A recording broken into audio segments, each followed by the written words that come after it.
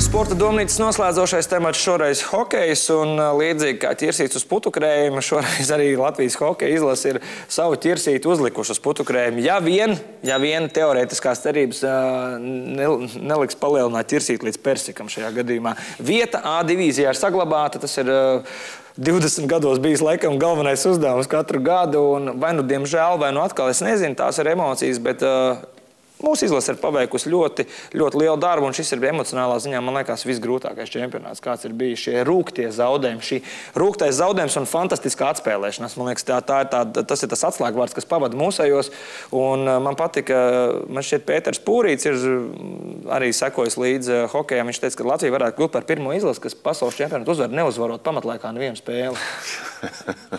Tas teorētiski ir iespējams. Un visvairāk laika pavadot uz ledus. Jā, būdam rupjākā komanda turnīrā.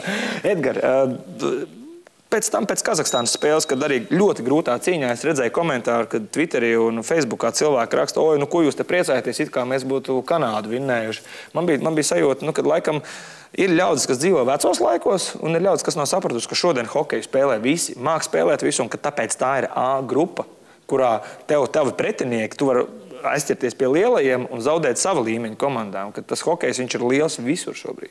Nu, tieši tā, kā mums arī varbūt mazliet jau arī notika. Mēs tiem sava līmeņa pretiniekiem, diemžēl, nenospēlējam tā, kā mēs būtu gribējuši nospēlēt gan ar Dāniju, gan ar Šveici, bet Kazahstāna, nu, atliek paskatīties arī viņu sastāvu. Tur jau nav tā, ka Kanāda nav iesaistīta nemaz, ja tur ir vesela kanādiešu maiņa, un tieši viņus arī vajadzēja uzvarēt, kas arī notika.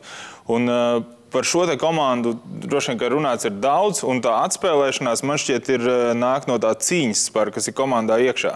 Varbūt saprotot pašiem spēlētājiem visas tās negācijas, kas nevarēja neietekmēt pirms čempionāta, kas bija runājot par federāciju, par savstarpējām attiecībām, un tad atlika, man liekas, tas vēl vairāk viņus sapurināja. Nu, saprotot tā, ka, apstākļi ir tādi, kādi viņi ir, bet mēs esam te, un tad ko mēs darīsim? Mēs tagad vienkārši aizbrauksim tur ekskursijā un piedzīvosim tādu pavasaru, kā mēs galīgi negribam piedzīvot, vai arī tad mēs par spīti visam mēs cīnamies un daram un izdaram to. Un vienalga, kurš šobrīd ir komandā, tie, kas te ir, tie ir labākie, kas mums ir pieejami, un tie ir tie, kas grib spēlēt šajā brīdī un var spēlēt. Nu, dažādi objektīvi iemesli vai subjektīvi iemesli dēļ tur daudz nebija, kuriem tur vajadzēja būt, bet tie, kas bija, man liekas, tie cīnās par 110%.